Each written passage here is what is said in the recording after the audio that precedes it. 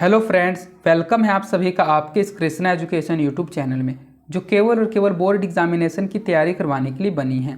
इसलिए इस चैनल को आपने अभी तक सब्सक्राइब नहीं किया तो इस चैनल को सब्सक्राइब कर दें और साइड के बेल नोटिफिकेशन को भी जरूर प्रेस कर दें, ताकि हमारी वीडियो का लेटेस्ट नोटिफिकेशन आप तक सबसे पहले पहुँच सके।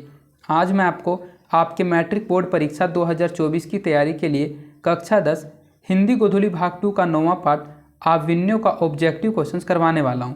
अर्थात आज मैं आपको आविन्यों पाठ का वस्तुनिष्ठ प्रश्न उत्तर पढ़ाने वाला हूं। और अगर आपने इस पाठ की व्याख्या की वीडियो को नहीं देखा है तो मैंने इस पाठ को बिल्कुल अच्छे से एक्सप्लेन कर रखा है। आप डिस्क्रिप्शन में प्लेलिस्ट सेक्शन में जाकर इसकी व्याख्या की वीडियो को भी देख सकते हैं। और यहाँ सभी विषयों का PDF बिल्कुल फ्री दिया जाता है। तो इस फ्री PDF को प्राप्त करने के लिए आप हमारे टेलीग्राम चैनल को ज्वाइन कर लीजिए।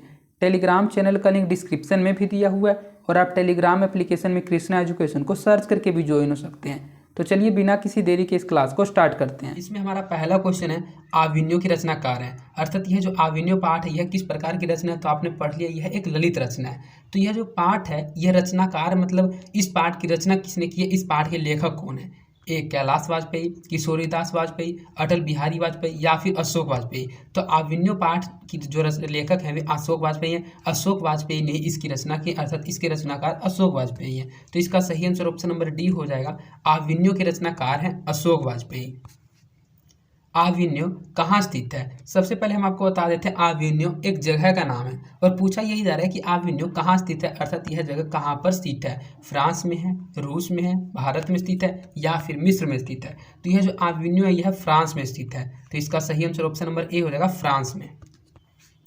अशोक वाजपेयी के पिता का नाम है। जो अशोक वाजपेयी इस पाठ के लेखक हैं जिन्होंने आविन्यों की रचना की थी, तो उनके पिता का नाम क्या है। श्यामानंद वाजपेयी, परमानंद वाजपेयी, रामानंद वाजपेयी, परमानंद वाजपेयी या फिर देवानंद वाजपेयी। तो अगर आपको इस टाइप के क्वेश्चन को बिल्कुल कन्फर्म तरीके से याद करना है तो आप इस पाठ की व्याख्या की वीडियो को एक बार जरूर देख लें। इस पाठ को मैंने बिल्कुल ही अच्छे से पढ़ा रखा है। आप इस पाठ की व्याख्या की अगर वीडियो को देख लीजिएगा तो आप इस टाइप के ऑब्जेक्टिव क्वेश्चन को बिल्कुल ही आसानी से और अपने लैंग्वेज के अनुसार भी बना दीजिएगा। तो पहले आप इस वीडियो को लास्ट तक देखते रहिए। मेरी यही कोशिश रहेगी कि मैं इस वीडियो में आपको सभी के सभी क्वेश्चंस याद करवा दूं। और इस वीडियो को देखने के बाद आप इस पाठ की व्याख्या की वीडियो को भी जरूर देख लीजिएगा, जिससे आप सभी सब्जेक्टिव क्वेश्चंस को भी आसानी से बना पाइएगा। तो जो अशोक वाजपेयी के पिता का नाम है वह परमानंद वाजपेयी है। तो इसका सही आंसर ऑप्शन नंबर सी हो जाएगा। अशोक वाजपेयी के पिता का नाम क्या है, तो उनके पिता का नाम परमानंद वाजपेयी है और उनके माता का नाम निर्मला देवी था। यह भी याद रखिएगा। अशोक वाजपेयी का जन्म कब हुआ था। जो अशोक वाजपेयी थे उनका जन्म कब हुआ था। 14 जनवरी 1941 में, 15 जनवरी 1941 में, 16 जनवरी 1941 या फिर 17 जनवरी 1941 से में बस आपको पता करना है कि किस तारीख को हुआ था। तो जो अशोक वाजपेयी का जन्म हुआ था वह 16 जनवरी 1941 ईस्वी में हुआ था, दुर्ग छत्तीसगढ़ में। तो इसका सही आंसर ऑप्शन नंबर सी हो जाएगा। अशोक वाजपेयी का जन्म 16 जनवरी 1941 ईस्वी में हुआ था। अशोक वाजपेयी का मूल निवास कहाँ है, मध्य प्रदेश, छत्तीसगढ़, उत्तर प्रदेश या फिर राजस्थान। तो बहुत बच्चे इसका आंसर छत्तीसगढ़ कर देते हैं, जो कि बिल्कुल ही गलत है। उनका जन्म हुआ था दुर्ग छत्तीसगढ़ में, लेकिन उनका जो मूल निवास था वह मध्य प्रदेश था। मध्य प्रदेश के सागर नामक स्थान पे रहते थे और वही उनका मूल निवास था। तो इसका सही आंसर ऑप्शन नंबर ए हो जाएगा, मध्य प्रदेश। आपको हम जो बता रहे हैं एक बार ध्यान से फिर से सुन लीजिए। अशोक वाजपेयी का जन्म हुआ था दुर्ग के छत्तीसगढ़ में, छत्तीसगढ़ के दुर्ग नामक स्थान पर 16 जनवरी 1941 ईस्वी में, लेकिन उनका मूल निवास स्थान मध्य प्रदेश का सागर था, क्योंकि वे सागर मध्य प्रदेश में रहते थे। तो इस क्वेश्चन के अनुसार इसका सही आंसर ऑप्शन नंबर ए हो जाएगा, मध्य प्रदेश। अशोक वाजपेयी की माता का नाम है कमला देवी, विमला देवी, निर्मला देवी या फिर लीला देवी। जस्ट इनके पिता का जब नाम मैंने आपको बताया था तो उसी समय मैंने आपको इनके माता का भी नाम बता दिया था। तो आप अब ध्यान से अगर सुन रहे होंगे मेरी बातों को तो आपको पता होगा कि अशोक वाजपेयी की माता का नाम क्या है। तो हमने आपको बताया था कि अशोक वाजपेयी के पिता का नाम है परमानंद वाजपेयी और इनकी माता का नाम है निर्मला देवी। तो इसका सही आंसर ऑप्शन नंबर सी हो जाएगा। अशोक वाजपेयी की माता का क्या नाम है, तो इनकी माता का नाम निर्मला देवी है। विलनवला आविन्यो का अर्थ है आविन्यो का नया आदमी, आविन्यो का नया गांव, आविन्यो की नदी या फिर आविन्यो का पर्वत। तो विलनवला आविन्यो का अर्थ होता है आविन्यो का नया गांव। तो इसका सही आंसर ऑप्शन नंबर बी हो जाएगा, आविन्यो का नया गांव। रोन नदी की दूसरी ओर आविन्यो का एक और हिस्सा है, यहाँ और होना चाहिए था, ये थोड़ा टाइपिंग में मिस्टेक है। तो रोन नदी के दूसरी ओर आविन्यो का एक और हिस्सा है जो कहा जाता है आविन्योला विनत्व, विलनोला आविन्यो विलनत्व, या फिर नवविल आविन्यो। तो जो आविन्यो है वो रोन नदी के किनारे बसा हुआ है और रोन नदी की दूसरी ओर आविन्यो का एक और हिस्सा है, उसी हिस्से को तो कहा जाता है विलनोला आविन्यो। जो आविन्यो का एक नया गांव है, एक नई बस्ती है, एक छोटा सा गांव था। तो इसका सही आंसर ऑप्शन नंबर बी हो जाएगा, विलनोला आविन्यो। एक पतंग अनंत में किसकी रचना है? एक पतंग अनंत में किसकी रचना? गुणाकर मूल्य की, यतीन्द्र मिश्र की, हजारी प्रसाद द्विवेदी की, या फिर अशोक वाजपेयी की। तो जब हमने आपको पाठ को पढ़ाया था तो बिल्कुल ही अच्छे से सभी रचनाओं के बारे में 2 से 3 बार पढ़ कर बताया था कि आपको रचनाएं याद हो जाए। तो हमने आपको बताया था एक पतंग अनंत में ये रचना थी अशोक वाजपेयी की। तो इसका सही आंसर ऑप्शन नंबर डी हो जाएगा। एक पतंग अनंत में किनकी रचना है? तो अशोक वाजपेयी की है। आविन्यो किस नदी के किनारे बसा है? सो नदी के किनारे, रोन नदी के किनारे, झेलम, या फिर माइनस नदी के किनारे। तो जो आविन्यो है यह रोन नदी के किनारे बसा हुआ है। और आविन्यो कहाँ स्थित है? तो यह फ्रांस में स्थित है और फ्रांस में एक रोन नदी है, उसी रोन नदी के किनारे आविन्यो बसा हुआ है। तो इसका सही आंसर ऑप्शन नंबर बी हो जाएगा, रोन नदी के किनारे। अशोक वाजपेयी ने किस पत्रिका का संपादन किया? समवेद, यंग इंडिया, पंचनाट्य, पांचजन्य, या फिर नटरंग। तो अशोक वाजपेयी ने समवेद पत्रिका का संपादन किया था।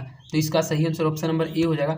अशोक वाजपेयी ने किस पत्रिका का संपादन किया? तो समवेद पत्रिका का संपादन किया।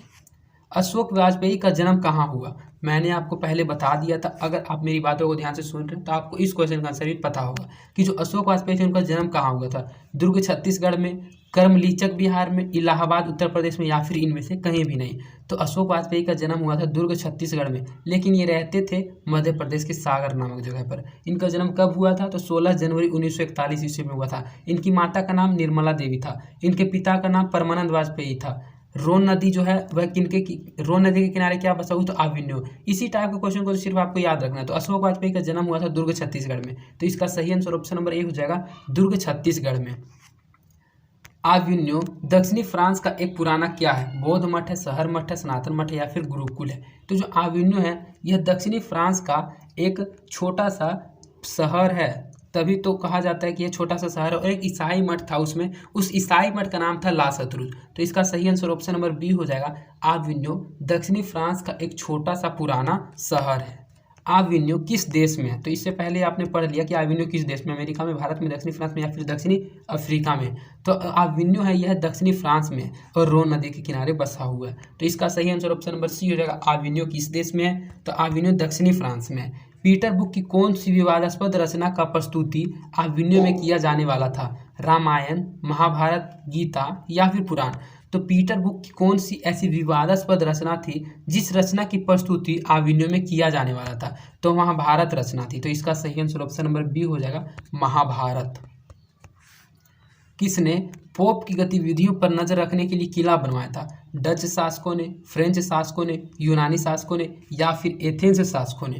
तो जो पोप की गतिविधियों पर नजर रखने के लिए किला बनवाया गया था वह फ्रेंच के शासकों ने बनाया था, क्योंकि फ्रांस में फ्रेंच शासक ही रहेंगे और वहीं उन्होंने पोप की जो गतिविधि थी उस गतिविधि पर नजर रखने के लिए एक फ्रेंच शासक ने किला बनवाया था।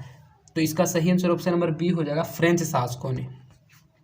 नदी के किनारे भी नदी है गद्य काव्य किसकी कृति है? अज्ञे की, अशोक वाजपेयी की, शांति प्रिय द्विवेदी की, या फिर विद्यानिवास मिश्र की। तो पाठ के अंश में मैंने आपको पढ़ाया था, पाठ के अंत में नदी के किनारे भी नदी गद्य काव्य। तो यह गद्य काव्य भी अशोक वाजपेयी की ही कृति है। तो इसका भी सही आंसर ऑप्शन नंबर बी हो जाएगा। नदी के किनारे भी नदी है गद्य काव्य किसकी कृति है? तो अशोक वाजपेयी की है। करथुसियन संप्रदाय का ईसाई मठ था शत्रुजला, ला शत्रुज ग्रह, ला शत्रुज, लाल शत्रुला। जो करथुसियन संप्रदाय का ईसाई मठ था उस ईसाई मठ का नाम था ला शत्रुज। तो इसका सही आंसर ऑप्शन नंबर सी हो जाएगा, ला शत्रुज। इस क्वेश्चन को आप अच्छे से याद रखिएगा, यह बोर्ड एग्जाम में बहुत बार पूछा जा चुका है और इस क्वेश्चन के पूछे जाने की संभावना भी बहुत अधिक रहती है। इसलिए आप अच्छे से याद रखिएगा कि करथुसियन संप्रदाय का ईसाई मठ का नाम क्या था? तो उस ईसाई मठ का नाम था ला शत्रुज। कुमार गंधर्व क्या है? जो कुमार गंधर्व थे वे क्या थे? एक गीतकार थे, एक शास्त्रीय गायक थे, एक कलाकार थे, या फिर एक चित्रकार थे। तो जो कुमार गंधर्व थे इनका मूल नाम था शिवपुत्र कोमकली, लेकिन ये कुमार गंधर्व के नाम से प्रसिद्ध हो गए थे क्योंकि ये एक प्रसिद्ध शास्त्रीय गायक थे। तो इसका सही आंसर ऑप्शन नंबर बी हो जाएगा, शास्त्रीय गायक। कुमार गंधर्व क्या है? तो कुमार गंधर्व एक शास्त्रीय गायक है। आविन्यो पाठ रचित है। जो आविन्यो पाठ यह रचित है, जो इस वीडियो का आपने फर्स्ट क्वेश्चन पढ़ा था सेम वही क्वेश्चन ये भी है, सिर्फ पूछने का तरीका अलग है, सिर्फ पूछने का बदल दिया है, परिवर्तन कर दिया गया है। पूछा यह जा रहा है कि आविन्यो पाठ रचित है, मतलब आविन्यो पाठ की रचना किसने की है? अशोक वाजपेयी ने, मैक्स मुलर ने, अज्ञे ने या फिर महावीर द्विवेदी ने।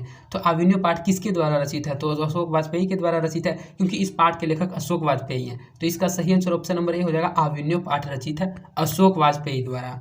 विलन्व क्या है? एक छोटा सा गांव है, छोटा सा कस्बा है, छोटा सा शहर है, या फिर एक बड़ा शहर है। तो जो विलन्व है वह रो नदी के किनारे आविन्यो का ही एक दूसरा स्थान है, और उस वह एक छोटा सा शहर था, छोटा सा शहर नहीं, छोटा सा एक गांव था। तो इसका सही आंसर ऑप्शन नंबर ए हो जाएगा, छोटा सा गांव, जिसको नई बस्ती और नया गांव का नाम भी दिया गया था। तो इसका सही आंसर ऑप्शन नंबर ए हो जाएगा, विलन्व है एक छोटा सा गाँव। आविन्यो फ्रांस का एक प्रमुख रहा है। जो आविन्यो है यह फ्रांस का एक छोटा सा क्या रहा है? संगीत केंद्र, कला केंद्र, नृत्य केंद्र या फिर श्रवण केंद्र। तो आविन्यो फ्रांस का एक प्रमुख कला केंद्र भी रहा है। तो इसका सही आंसर ऑप्शन नंबर बी हो जाएगा, कला केंद्र। अशोक वाजपेयी को फ्रेंच सरकार द्वारा दिया जाने वाला पुरस्कार है officer of the order of cross, साहित्य अकादमी पुरस्कार, दयावती मोदी कवि शेखर सम्मान, या फिर इनमें सभी। तो जब हमने आपको पाठ को पढ़ाया था तो हमने आपको बताया था कि फ्रेंच सरकार ने अशोक वाजपेयी को officer of the order of cross नामक पुरस्कार से सम्मानित किया था। तो इसका सही आंसर ऑप्शन नंबर ए हो जाएगा, officer of the order of cross. Andre Breton क्या है? ये जो आंद्रे ब्रेता है ये क्या है? एक कवि है, एक कथाकार है, एक रंगकर्मी है, या फिर एक रंग संगीतकार है। तो जो आंद्रे ब्रेता है यह एक कवि थे। तो इसका सही आंसर ऑप्शन नंबर ए हो जाएगा, आंद्रे ब्रेता क्या है? तो एक कवि है।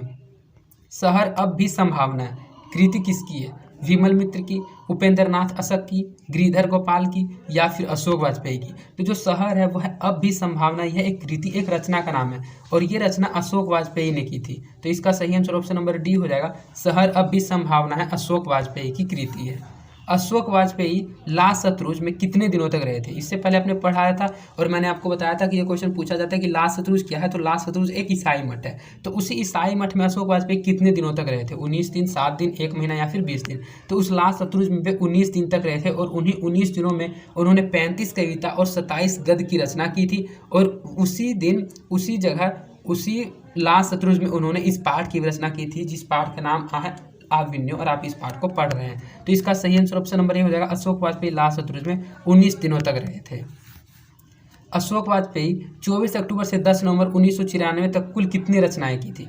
5 कविता 7 गद्य, 15 कविता 17 गद्य, 25 कविता 27 गद्य, या फिर 35 कविता 27 गद्य। तो इससे पहले ही हमने इससे पहले वाले क्वेश्चन में बताया कि जब अशोक वाजपेयी ला सतलुज में रहने के लिए गए थे तो वे वहाँ 19 दिन तक रहे थे। आप इस कैलकुलेट कर लीजिएगा, 19 दिन निकलेगा। वे 19 दिन तक वहाँ रहे थे, और 19 दिनों में ही उन्होंने 35 कविता और 27 गद्य की रचना कर ली थी, क्योंकि वह स्थान था बहुत ही एकांत और वहाँ बहुत अधिक शांति थी, और वहीं पर उन्होंने इस आविन्य पाठ की भी रचना की थी। तो इसका सही आंसर ऑप्शन नंबर डी हो जाएगा, अशोक वाजपेयी ने 19 दिनों में 24 अक्टूबर से 10 नवंबर 1994 तक कुल 35 कविता और 27 गद्य की रचना की थी।